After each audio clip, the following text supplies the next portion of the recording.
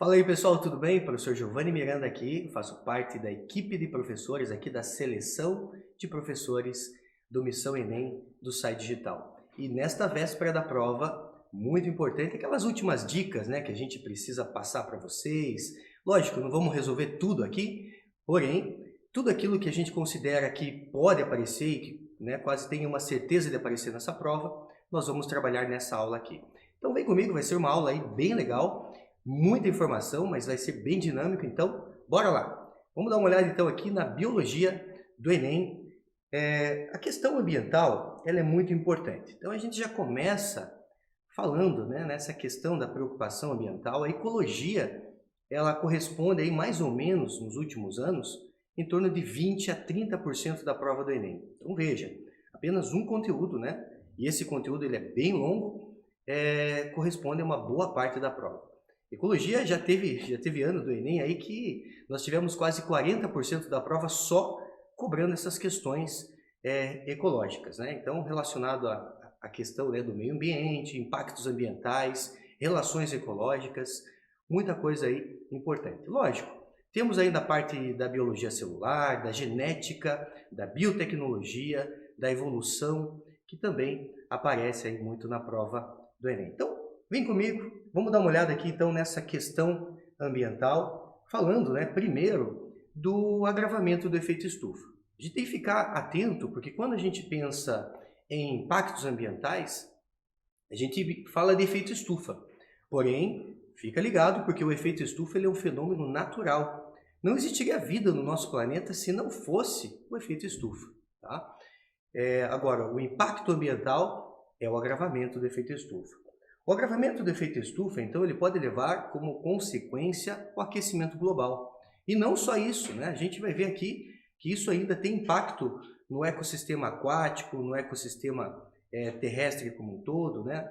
E vamos dar uma olhada aqui, então, o que seria esse efeito estufa. Se o efeito estufa é um fenômeno natural, o que pode levar ao agravamento do efeito estufa?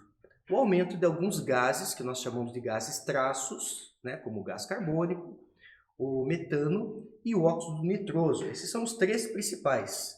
Então você tem aqui, ó, como principal gás estufa, o dióxido de carbono, o metano e nós temos o óxido nitroso. Importante você saber de onde que vem o dióxido de carbono. Então nós respiramos, os animais respiram, os seres vivos respiram como um todo, então na respiração nós liberamos gás carbônico. Mas o problema não está aí. O problema maior está na queima de combustíveis fósseis. Por isso que o Enem vai falar muito sobre o tema energia, e não só na prova de biologia, tá? Ele pode relacionar com uma questão de física, uma questão de química, tudo numa questão só, o tema energia. Então, para gerar energia, a gente precisa queimar combustíveis fósseis. Então, muito se fala na busca de energias alternativas, a questão de um biocombustível ou algum combustível que também polua, porém, numa quantidade menor. Eles utilizam muito a palavra mitigação, né, que é você usar algum combustível que vai reduzir o impacto. Mitigar significa reduzir, né? Então, nesses três gases, o gás carbônico vem principalmente, o grande vilão, a queima de combustíveis fósseis, vem aumentando a concentração desse gás. Aí nós temos o metano, que vem do cultivo de arroz, vem dos lixões a céu aberto, que vem da pecuária, na questão do arroto do gado, do pum do gado, né? Isso muito se fala na questão de você ter uma alimentação diferenciada para o gado na pecuária, para que ele elimine uma quantidade menor de gases, como é o caso do metano. E o óxido nitroso é o terceiro gás estufa, está aí na terceira posição. Ele vem a partir do uso de fertilizantes e também de processos industriais. Só toma cuidado, porque o principal é o gás carbônico, depois vem o metano, depois o óxido nitroso. Só que o metano ele é 21 vezes mais potente, mais nocivo do que o gás carbônico. E o óxido nitroso é 310 vezes mais nocivo do que o dióxido de carbono, do que o gás carbônico. Mas por que o gás carbônico está em primeiro lugar? Por causa da concentração. Então ele é menos nocivo, mas a concentração dele é maior. Tá? O óxido nitroso está numa concentração muito menor, porém o seu potencial estufa é em torno de 310 vezes maior. Então esses gases, né, quando a gente tem a radiação que vem do Sol, Isso, né, vai acabar aquecendo o nosso planeta e esses gases eles vão funcionar ali como uma estufa, retendo parte dessa radiação aqui infra, né, os raios infravermelhos, retendo o calor no nosso planeta. Então, bem fácil de entender, quanto maior a quantidade desses gases, maior a concentração, né, que a gente vai ter ali de calor, levando ao aquecimento global. Então, o problema é a consequência do efeito estufa, do agravamento do efeito estufa que pode levar ao aquecimento global. Isso vai estar ligado diretamente a o que a gente muito fala, né? Quais são as consequências? Algo que a gente já está vendo, mudanças no regime de chuvas, você tem aqui a intensificação de secas, chove muito em uma região, não chove nada em outra região, isso leva a desequilíbrio hídrico, a questão da escassez da água, alteração de ecossistemas e também aí a redução da biodiversidade.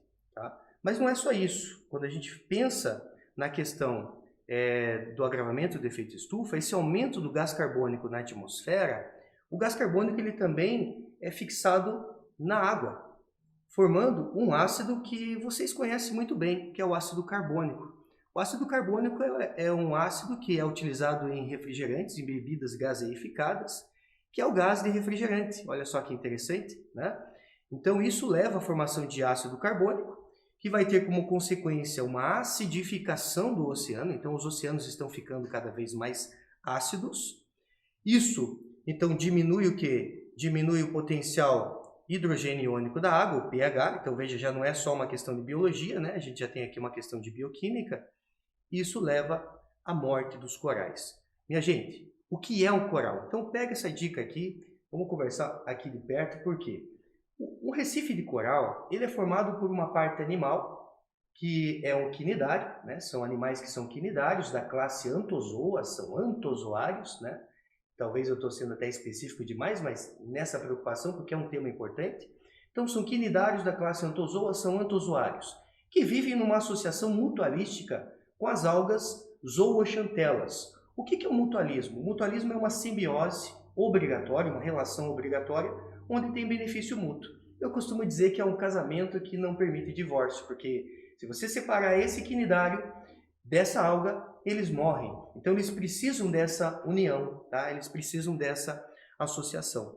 Então, quando as algas morrem por conta da acidificação, o coral, né, os quinidários também morrem, e a gente fica com esse aspecto, né, esbranquiçado aqui, e isso leva então ao que a gente chama de branqueamento dos corais. O que é o branqueamento?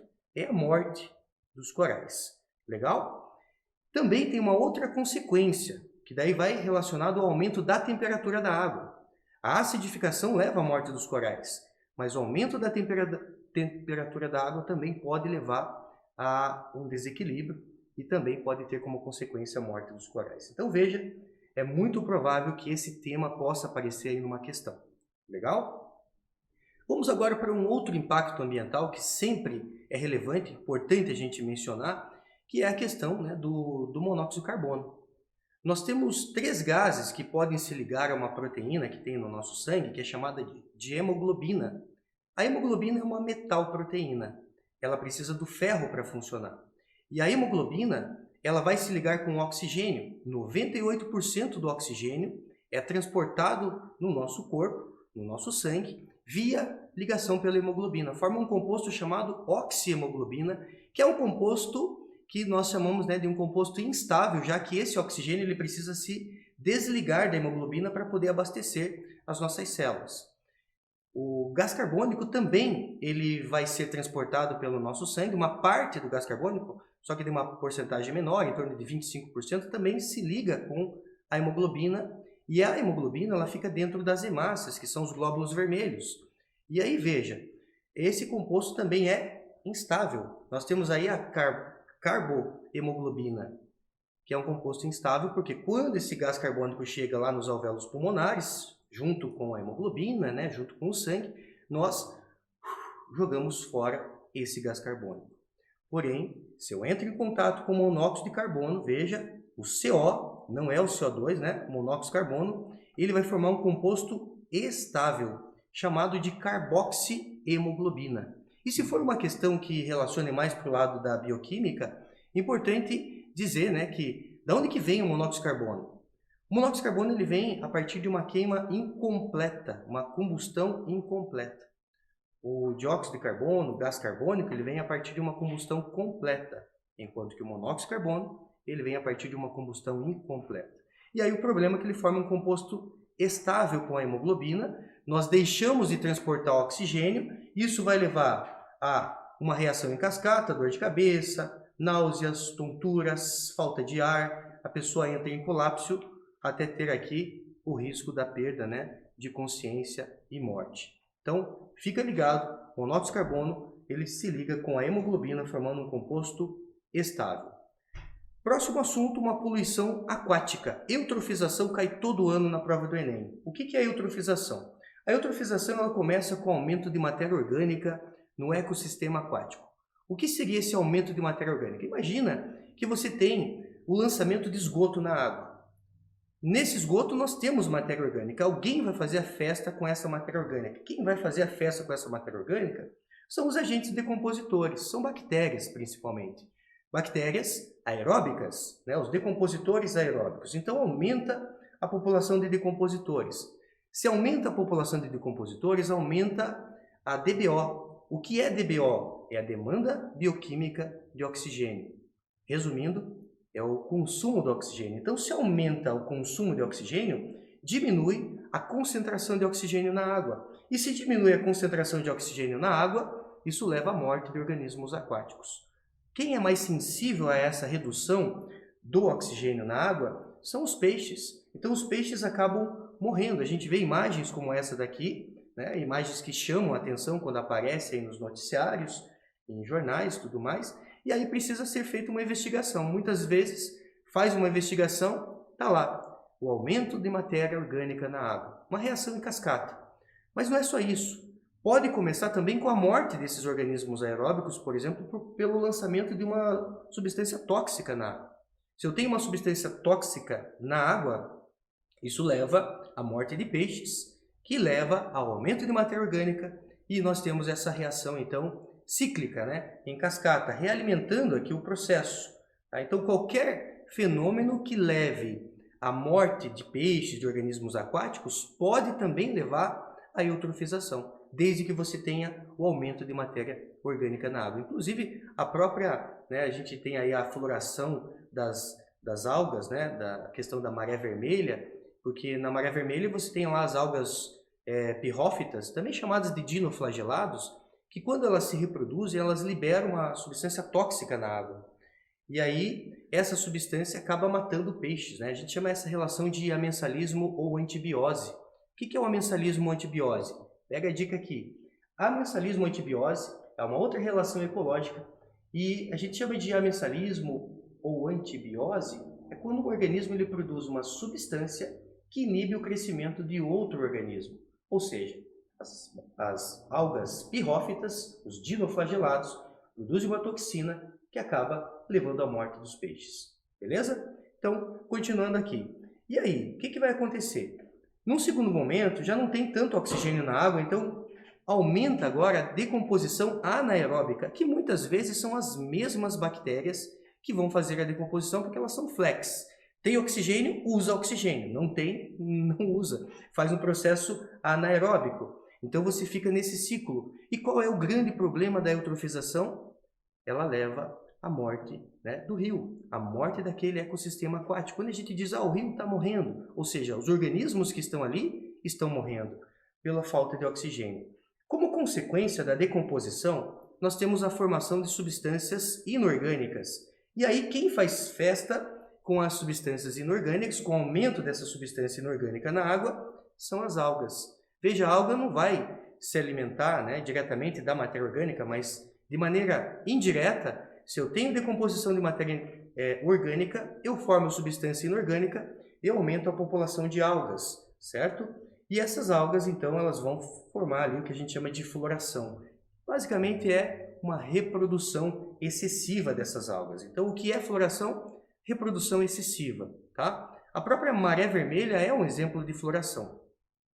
E aí, você tem a redução da taxa de fotossíntese, a nível de ecossistema aquático, porque vai formar ali, né, uma película, como se fosse uma nata, né, de algas ali, nessa parte superficial da água. A luz não vai conseguir atingir camadas mais baixas, né, mais profundas desse ecossistema aquático, e também, né, trazendo impactos aí na questão, né, do ecossistema aquático pela floração das algas. E se forem algas pirrófitas, nós temos ainda a liberação de toxinas. Então fica atento, porque eutrofização pode vir também uma questão relacionando a física, porque a poluição térmica na água, ela também diminui a taxa de oxigênio na água. O aumento da temperatura na água, a gente vê isso lá na química, isso reduz a taxa de oxigênio, consequentemente leva ao processo de eutrofização. Então pode ser uma questão que fale de poluição térmica e eutrofização, ou pode ser uma questão que relacione daí com a parte química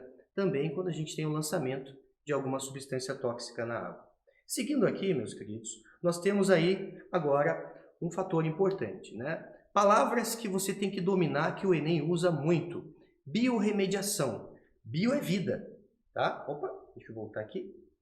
Deixa eu avançar aqui. Aí. Bio é vida. Então, remediar é você resolver um problema utilizando um ser vivo. Então, se bio é vida, vou remediar um problema utilizando um ser vivo. Imagine o seguinte, você tem um poluente, e aí você usa um micro-organismo, por exemplo, uma bactéria, que vai conseguir degradar esse poluente, liberando substâncias que são menos tóxicas. Então, como subproduto, você pode ter gás carbônico, água, biomassa, né? Ali sais minerais. Isso é biorremediação. Quer ver um exemplo prático? Fica atento aqui, ó.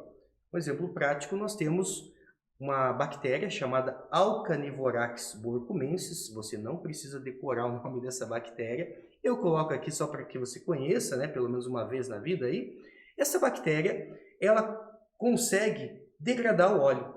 Então, quando você tem um derramamento de petróleo, a gente chama de maré negra, né? O derramamento de petróleo. Quando você tem um derramamento de petróleo, forma ali, então, né, uma nata também de óleo em cima da água, porque o óleo é menos denso, então ele tende a ficar em cima. E aí, forma uma película, né, sobre a gota de óleo e vai secretar emulsificantes que quebram essa gota de óleo. Basicamente, a bactéria ela vai se alimentar desse óleo. E, ao se alimentar do óleo, ela vai liberar subprodutos que são menos tóxicos e vai fazer um grande trabalho de limpeza desse óleo que está causando o impacto. Tudo bem? Então tá aí. Derramamento de petróleo é algo para a gente dar uma olhada nessa véspera aí de Enem também, tá? Seguimos, né, aqui com as nossas dicas. E agora, ciclos biogeoquímicos. Ciclo da água, ciclo do carbono e ciclo do nitrogênio sempre é uma dica importante. Como o ciclo do nitrogênio ele é o mais complexo de todos, tem várias etapas, a gente vai dar uma olhada passo a passo aqui, tá? Dá uma olhada nessa questão aqui do Enem 2017.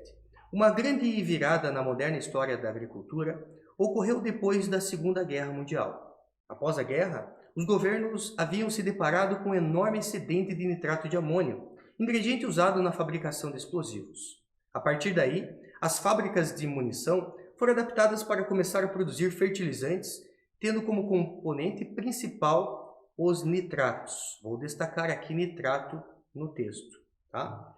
No ciclo natural do nitrogênio, então você já, né, sabe que ele vai falar sobre o ciclo do nitrogênio, o equivalente ao principal componente desses fertilizantes industriais é produzido na etapa D. Ele está falando dos nitratos. Então você precisa ter uma noção completa do ciclo do nitrogênio. Vamos lá, passo a passo aqui, ó, no slide. 78% da atmosfera é formado por nitrogênio gás. E é importante dizer para vocês que esse nitrogênio gasoso ele é insolúvel. E por conta disso, nós não conseguimos absorver diretamente esse nitrogênio. Nem as plantas. A maioria dos seres vivos não consegue fazer isso. Os únicos seres vivos que vão conseguir fixar esse nitrogênio no solo são bactérias.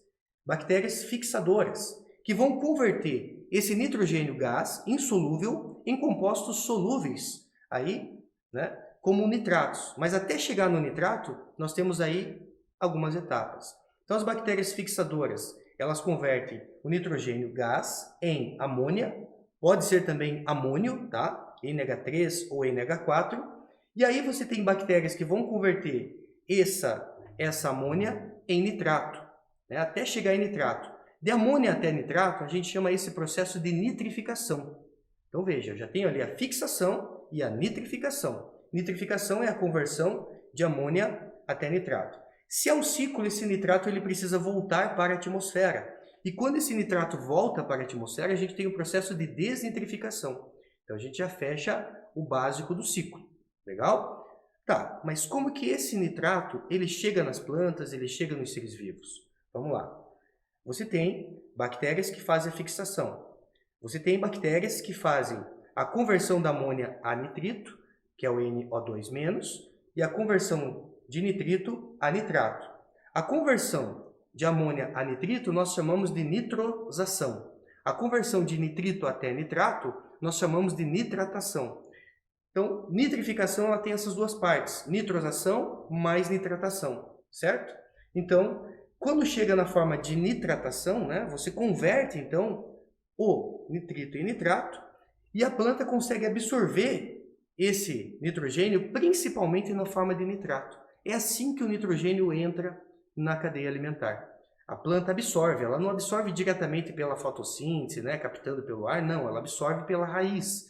E essas plantas, a gente pode aqui destacar as leguminosas, como feijão, soja, lentilha. São plantas que têm bactérias nas suas raízes. A gente chama isso, né, de bacteriorrhiza, que também é uma associação mutualística, onde é positivo para as bactérias, é positivo para as plantas leguminosas.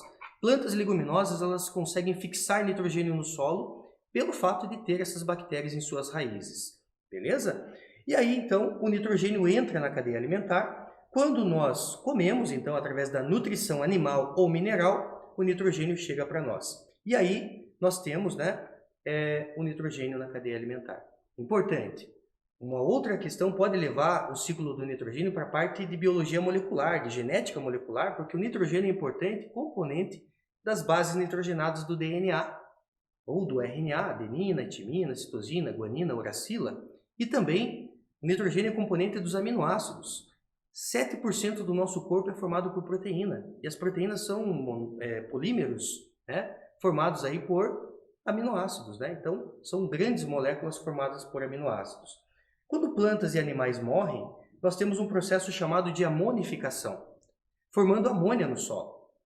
E aí, então, você veja, nós temos mais uma parte do ciclo, né? Animais e plantas morrem, seres vivos morrem, sofrem decomposição, formando amônia ou amônio no solo. Veja que o ciclo do nitrogênio, então, ele tem aqui várias etapas, né, que eu preciso destacar para vocês. Agora, voltando para a questão. Sempre, gente, você precisa ficar muito atento ao comando da questão. No ciclo natural do nitrogênio, o equivalente ao principal componente desses fertilizantes. Ele falou que o principal componente são os nitratos. O nitrato está aqui, ó. O principal componente desses fertilizantes industriais é produzido na etapa de nitratação, alternativa A. Ok? Então veja que precisava ter realmente um grande detalhamento desse ciclo aí, né, na cabeça. Legal? Seguimos aqui, ó. Uma outra questão de 2020 agora diz o seguinte: a fragmentação de habitats é caracterizada pela formação de ilhas da paisagem original circundadas por áreas transformadas. Esse tipo de interferência no ambiente ameaça a biodiversidade. Imagine que uma população de onças foi isolada em uma mata pequena. Elas se extinguiram, mesmo sem terem sido abatidas. Diversos componentes da ilha de habitat, como o tamanho, a heterogeneidade, o seu entorno, a sua conectividade e o efeito de borda, são determinantes para a persistência ou não das espécies originais. Uma medida que auxilia na conservação da biodiversidade nas ilhas mencionadas no texto compreende a...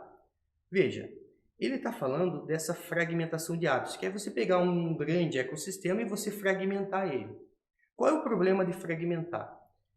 Quando você tem um grande ecossistema aqui, ó, o que ele falou ali? Ele falou de efeito de borda, que talvez possa ser um assunto que muitos não dominem, né? Quando você tem um ecossistema grande comparado com um ecossistema menor, fragmentado, o efeito de borda é aqueles fatores externos que podem atuar nesse ecossistema Quanto maior for esse ecossistema, menos ele vai sentir o impacto. Agora, quanto menor ele for, mais o ecossistema vai sentir o impacto. Então, isso é o famoso efeito de borda. Por isso que a fragmentação de habitat, ela é perigosa, né? A questão do desequilíbrio relacionado a isso. Mas aí ele falou, uma medida que auxilia na conservação da biodiversidade, nas ilhas mencionadas no texto, compreende a... Ilhas são formadas a partir de quebra, né, de grandes ecossistemas, então agora se passa a ter ilhas isoladas. Mas se você tiver corredores que permitam a ligação entre essas ilhas, você consegue manter o fluxo gênico, você consegue manter a reprodução, aumentando a questão da variabilidade genética, e quanto maior for a variabilidade genética dos organismos desse ecossistema, mesmo que eles estejam isolados, mas que eles tenham uma possibilidade de se comunicar através de corredores ecológicos, seria interessante. Por isso que a alternativa correta aqui vai ser a construção de corredores ecológicos. Porque se eu tenho fragmentação de habitats, por exemplo, você vai construir uma estrada no meio da floresta, você tem que pensar em construir ali um corredor ecológico, que permita que os animais dos dois lados possam ter contato para poder manter esse fluxo gênico. Tudo bem? Então, corredores ecológicos, efeito de borda, aproveitei aqui essa questão para falar sobre um assunto, né, que pode aparecer aí também. Então, seguimos adiante aqui. Nosso próximo assunto agora, a gente sai agora da ecologia e a gente vai lá para genética molecular e biotecnologia. Nessa parte da biotecnologia, a gente começa aqui falando da técnica do DNA recombinante. Essa não é uma técnica nova, ela é da década lá de 70. Existem enzimas chamadas de enzimas de restrição. As enzimas de restrição são chamadas de tesouras biológicas, ou endonucleases. Essas enzimas elas conseguem cortar o DNA em pontos específicos. Você tem aqui um experimento que eu fiz tempos atrás, aí, né? Onde nós tiramos, né, recortamos o gene que está relacionado à bioluminescência do vagalume e inserimos esse gene em bactérias.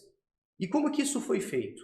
Você vai lá, usa as enzimas de restrições, corta esse gene do vagalume e vai inserir esse gene do vagalume na bactéria. Observe que aqui as bactérias ficaram bioluminescentes, mostrando que as bactérias realmente absorveram esse gene. Vamos entender como que funciona a técnica. Você tem aqui um gene de interesse, aqui marcado em azul, e aí você tem como vetor um plasmídio. O que é o plasmídio? O plasmídio é um DNA extracromossomial bacteriano. Você pega esse gene, por exemplo, o gene do vagalume, lá, né, da bioluminescência do vagalume, usando a enzima de restrição, você corta ele e você abre o plasmídio com a mesma enzima de restrição, inserindo o DNA de interesse, no caso, o DNA da bioluminescência do vagalume. E aí, o que vai acontecer? Você pega esse plasmídio e você vai colocar no meio de cultura novamente, só que agora o plasmídio está com o gene de interesse. Esse gene não precisa necessariamente ser o gene do vagalume, pode ser o gene relacionado à insulina, um gene relacionado ao fator 8 de coagulação, que daí vai ajudar na questão do tratamento de doenças importantes aí, que a gente já vai mencionar na sequência. E aí as bactérias elas fazem um trabalho sensacional, porque cada vez que ela se reproduz, ela faz uma cópia desse gene que foi inserido nela. Então eu não preciso inserir o gene em milhares de bactérias. Ela mesma faz isso, porque quando ela faz uma cópia, ela copia esse gene. E aí, essa técnica do DNA recombinante pode ser utilizada então para produção de insulina humana. Veja, é uma insulina humana produzida por bactéria.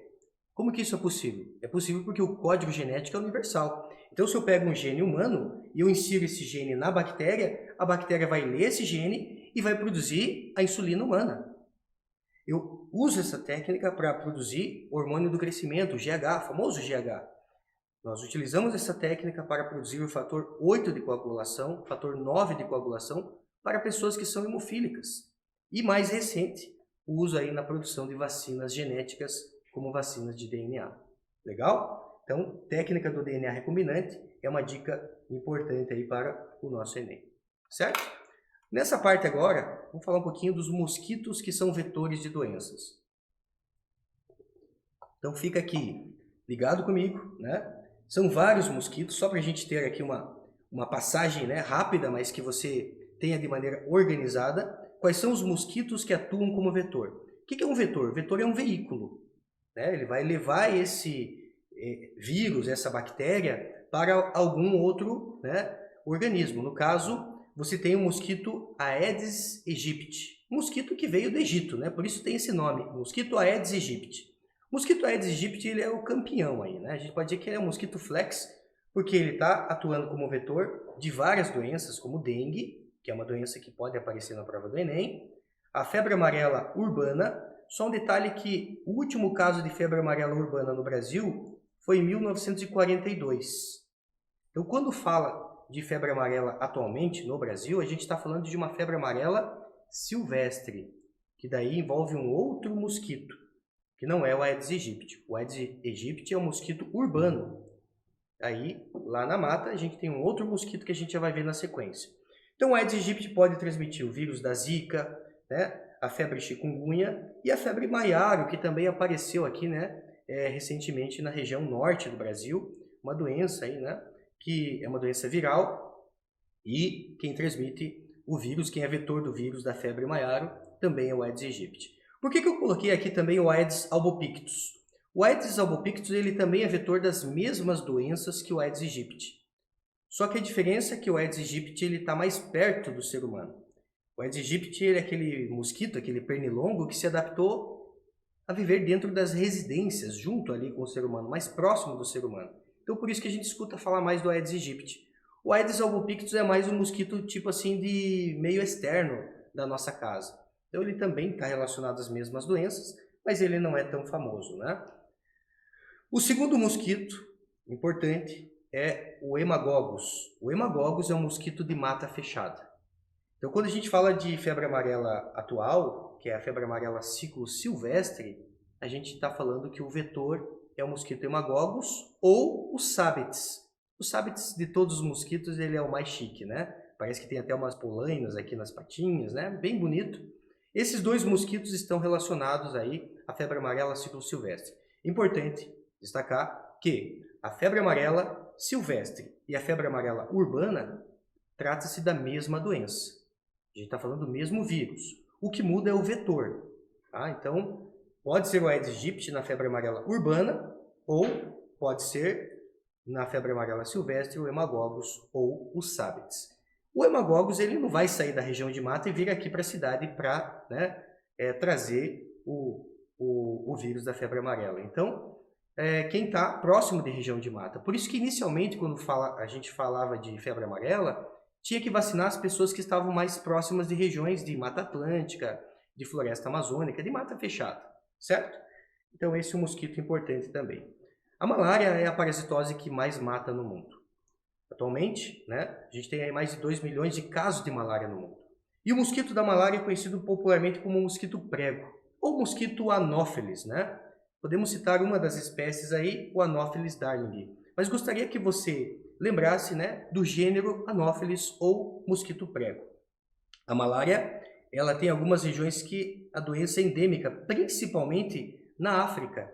Aqui no Brasil, mais de 99% dos casos de malária estão restritos à região amazônica. Eventualmente a gente tem algum caso de malária no Rio de Janeiro, no Paraná, por exemplo, Paranaguá, Antonina, nós já tivemos casos registrados de malária, mas assim, algo muito raro, tá?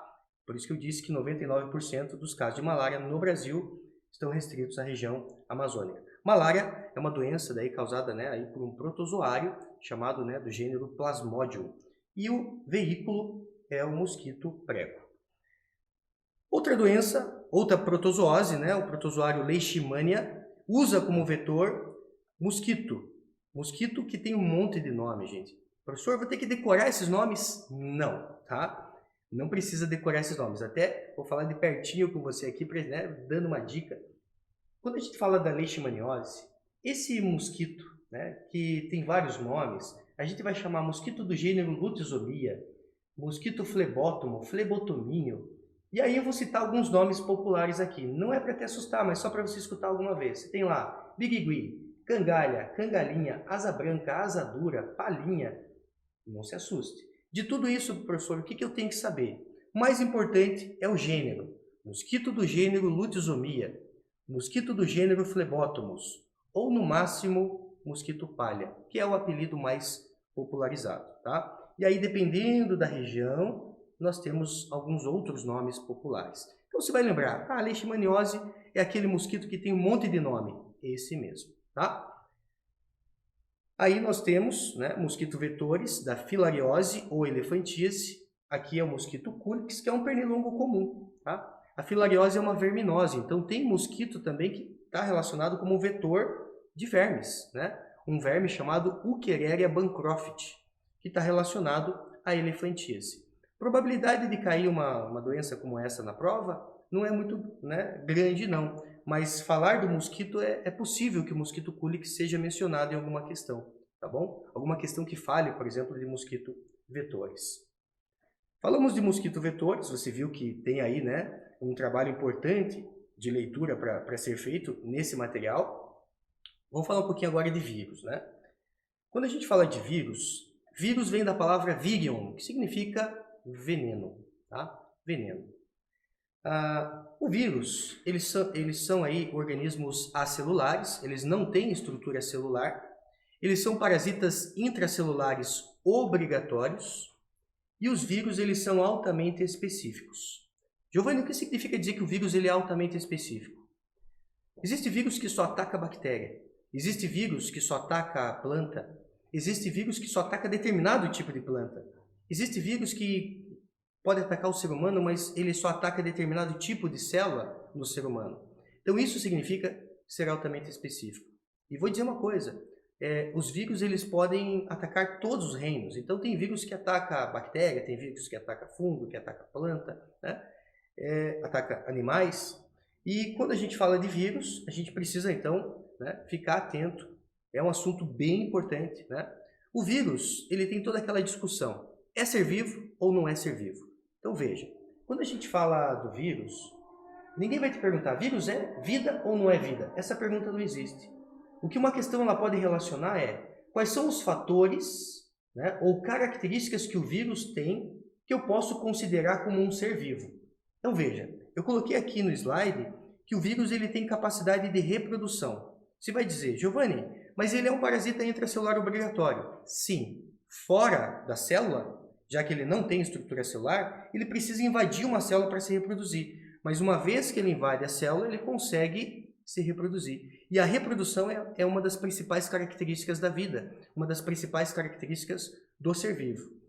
Ele tem capacidade de mutação, mutabilidade, né? Principalmente os vírus de RNA. Os vírus de RNA eles são altamente mutáveis, porque o RNA ele é muito mais instável do que o DNA. Por quê? Porque o RNA ele vai ter um oxigênio a mais na sua estrutura, ali, né, na parte do nucleotídeo. Tendo um oxigênio a mais, ele é mais reativo. O RNA é fita simples, então, se você comparar com o DNA que é fita dupla, o DNA está mais estável, né, numa estabilidade maior. Então, por conta dessa instabilidade do RNA, ele é mais vida louca, ele sofre mais mutação. Então, vírus de RNA são vírus que são mais difíceis a gente desenvolver vacina e quando consegue desenvolver uma vacina, você precisa estar atualizando as doses, né? Como é o caso da gripe. Né? A gente precisa todo ano renovar a vacina da gripe porque o vírus sofre mutação, certo? A questão da Covid-19 também, né? A questão de ter várias doses, porque quando se compara o coronavírus atual com o coronavírus original, já acumulou mais de 50 mutações, então precisa atualizar a vacina. E o vírus, ele tem uma capacidade de adaptação muito interessante, tá? E, então, nessa questão de pergunta, o vírus pode ser considerado um ser vivo? Sim, tem reprodução, tem capacidade, né, de mutabilidade, tem capacidade de adaptação. Mas alguns cientistas vão dizer, peraí, mas o que define a vida? Pela teoria celular, vida é o quê? A célula é a unidade básica da vida. A teoria celular diz que todos os seres vivos são formados por célula. E se o vírus não tem célula, então não deve ser considerado vida. Então fica essa discussão, né? Você vai dizer, tá, Giovanni, agora o que eu penso? A melhor definição que eu encontro para vírus é: o vírus é uma entidade diferenciada de vida. É uma exceção, tá? Uma entidade diferenciada de vida. Não tem estrutura celular, não tem metabolismo próprio, porém tem algumas características de ser vivo. Beleza? Seguimos adiante. Código genético. Fique atento, minha gente, porque o código genético ele é universal. O que significa dizer que o código genético é universal? Significa dizer que se essa sequência aqui, por exemplo, esse códon AUG, que representa o aminoácido metionina, ele representa o aminoácido metionina para mim, para você que está assistindo essa aula, para uma planta, para um fungo, para uma bactéria. Por isso que foi possível lá na técnica do DNA recombinante pegar um gene humano, o gene da insulina humana, inserir numa bactéria e a bactéria produzir insulina humana, porque o código genético é universal. Então observe, você tem aqui dois indivíduos, tá? Dois indivíduos. A sequência analisada aqui você tem adenina, guanina, timina, citosina, timina, adenina, certo? Se você comparar, você vai ter aqui, ó, citosina, guanina, adenina, timina, guanina, adenina. Você vai dizer, peraí, a sequência é diferente. Sim, a sequência é diferente. Por isso eles apresentam um fenótipo diferente. O que é o fenótipo? O fenótipo é a manifestação do genótipo. Então, quando você vai analisar o genótipo desses dois indivíduos, o genótipo ele está baseado no código genético universal. Eles têm sequências de bases nitrogenadas diferentes. Só que isso leva a um fenótipo diferenciado. Perceba que a linguagem do código genético usa adenina, guanina, timina, citosina. E isso, então, a gente diz que é universal. Beleza? O que muda é o genoma de cada indivíduo. Então, o código genético é universal, o que muda é o genoma. Tá? Não esquece isso. Tipos de imunização. Vamos falar um pouquinho de soro, vacina. A imunidade ativa. Imunidade ativa é uma resposta do hospedeiro a um antígeno. Ela pode ser artificial, no caso da vacina, e ela pode ser natural quando você pega a doença. Então, quando eu pego a doença, a gente diz que ela é natural. E por que ela é ativa? Ela é ativa porque eu tenho contato com o antígeno e eu produzo os anticorpos. Então, ela passa a ser o quê? Ela passa a ser ativa, E tem um tipo de imunização que é chamada de imunidade passiva, que é quando a gente já recebe anticorpos prontos. E ela pode ser de maneira artificial, no caso do soro, ou de maneira natural, quando a criança recebe o leite materno a partir do colostro, ou ainda via placentária, quando ela está no útero materno e ela recebe a partir da mãe. Então essa diferença do que é soro, do que é vacina é importante. As duas imunidades são artificiais, porém o soro eu recebo os anticorpos prontos, por isso é passivo. A vacina, eu recebo o antígeno e eu produzo anticorpos, por isso, imunidade ativa. Vamos falar um pouquinho de dicas rápidas aqui em relação à genética. Quando a gente fala da genética, imagine que o Enem traz um heredograma. O aluno tem muito medo de heredograma, mas não precisa. Depois dessa dica você vai ver que é fácil. No heredograma você sempre vai procurar casais que são iguais. Veja que aqui você tem um homem e uma mulher que eles são iguais, são normais e apresentam um filho afetado. A única combinação possível é você imaginar que os pais são heterozigóticos e que o filho vai ser homozigoto. Nesse caso, eu já sei que a herança é recessiva. Por que a herança é recessiva? Porque quem está afetado, quem tem a doença ou característica genética, é o recessivo. Beleza? Então, se você encontrar esse padrão de heredograma, você já sabe que é uma herança recessiva. Pode ser o contrário, casal igual, só que agora é um casal afetado com filho normal. A única possibilidade de combinação aqui também é o casal ser heterozigoto, o filho diferente vai ser azinho. Nesse caso agora, a doença, a herança é dominante. Tá? Caso isso aqui não te ajude, temos outras dicas. Herança ligada ao sexo recessiva. O que é uma herança ligada ao sexo recessiva? Dá uma olhada nesse heredograma aqui. Você tem ali, por exemplo, uma mulher em destaque. Essa mulher é afetada. Então, se ela tem uma herança ligada ao sexo recessiva, essa mulher é XHzinho, XHzinho. Quando essa mulher tem filhos, o que ela vai passar para os filhos homens? Ela vai passar o XHzinho, XHzinho, XHzinho e XHzinho. O Y vem do pai. Então, perceba que todos os filhos homens dessa mulher terão a doença. Dica, Mais homens do que mulheres afetados. Mães afetadas terão todos os seus filhos homens afetados. Isso é importante, tá? E aí, nós temos aqui uma herança ligada ao sexo dominante. Na herança ligada ao sexo dominante, o que chama a minha atenção agora é um homem afetado. O homem só tem um cromossomo X. E se é uma herança dominante, então vamos colocar aqui, por exemplo, XH, Y. Nesse caso, o homem passa o Y para seu filho homem, mas para todas as suas filhas, ele vai passar o XH.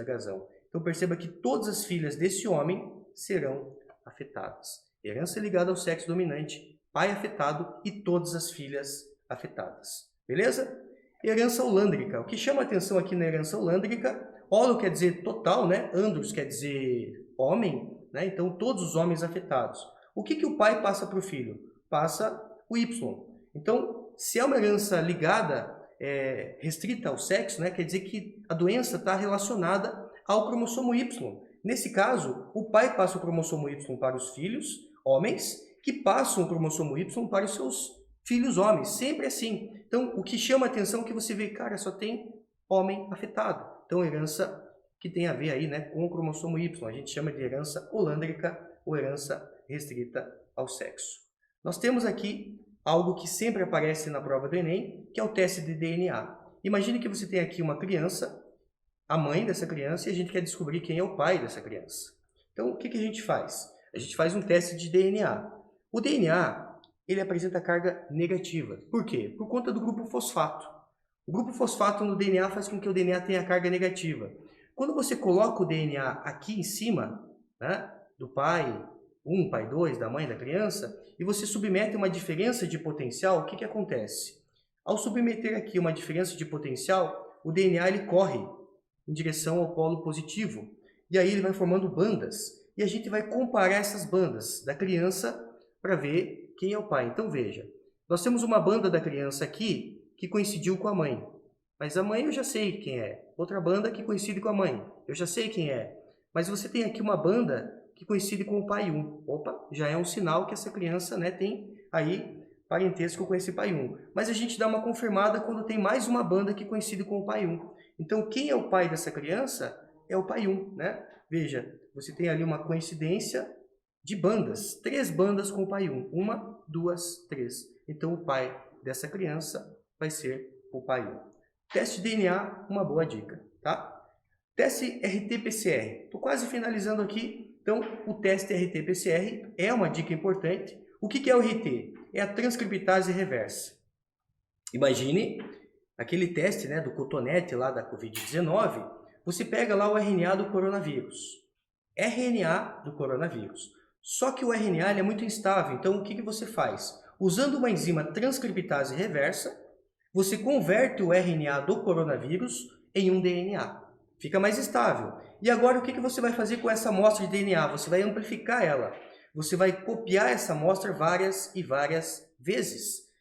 Por que você copia várias e várias vezes? Porque quanto maior for a quantidade de amostras que você tiver, mais fácil vai ser para você identificar se a pessoa está contaminada com a Covid-19 ou não. Então lembre-se, RT-PCR. RT de transcriptase reversa e PCR é uma técnica para amplificar. É uma técnica para clonar DNA, tá? Para você copiar várias vezes o DNA.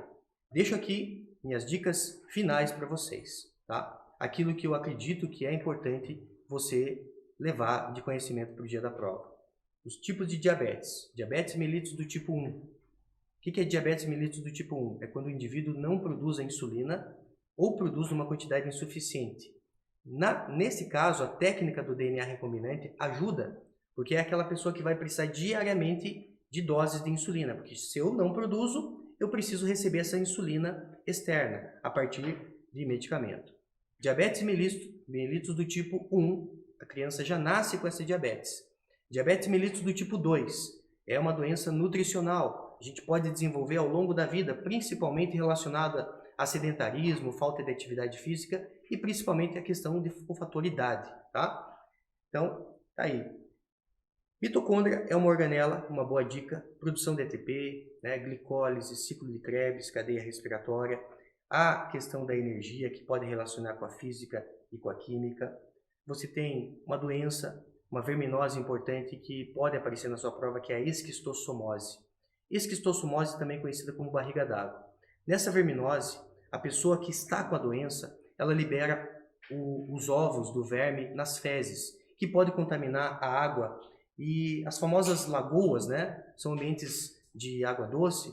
As lagoas, se você tem um caramujo chamado Bionfilaria nessa lagoa, a larva que sai desse ovo entra no caramujo, consegue se reproduzir nesse caramujo, produzindo uma outra larva chamada de larva cercária, que consegue penetrar ativamente pela pele do ser humano. Então veja, é uma doença importante. Como que a gente combate essa doença? Tem vacina? Não, né? Uma forma é evitar a lagoa da coceira. Eles chamam de lagoa da coceira porque a população já conhece que naquela região, né, tem uma lagoa da coceira, porque a penetração da larva cercária na pele faz com que coce bastante. Uma outra medida é você destruir o molusco, o caramujo. E eles podem utilizar o próprio látex, porque o látex, uma substância obtida de plantas, ele tem um poder moluscicida, ou seja, ele mata o molusco, certo? Então é uma forma, não é a forma mais inteligente de matar o molusco, mas é uma forma que é utilizada para combater essa doença. Outra forma é através do controle biológico. Então você pode inserir um peixe como, por exemplo, o tambaqui, e o tambaqui ele vai comer esse caramujo, e se não tem o caramujo, você não consegue, né? O verme não consegue fechar o ciclo de vida dele, e você consegue, então, parar essa doença, né? Reduzir essa doença. E a esquistossomose é uma doença que não tem vacina até o momento, mas pode ter vacina aí talvez num curto intervalo de tempo, porque já está na última fase de testes. E o último recado aqui, o desaparecimento das abelhas. A questão da polinização. Polinização também é uma relação mutualística, né, entre abelhas e as angiospermas, devido a uma coevolução entre os insetos e as plantas, né? Então, fique atento, né, com relação a esse desaparecimento. E aqui, ao longo dessa aula, nós falamos aí de várias relações ecológicas, né? Deixo um esqueminha aqui para você dar uma olhada e dê uma revisada em todas essas relações, porque alguma dessa relação vai aparecer na sua prova. Tudo bem? Legal? Então, tá aí. Desejo a todos vocês uma excelente prova, né? Aproveite essas aulas aqui do Missão Enem e eu tenho certeza que você vai gabaritar e vai se dar muito bem. Nos vemos, então, no Gabarito ao Vivo. Até mais. Tchau.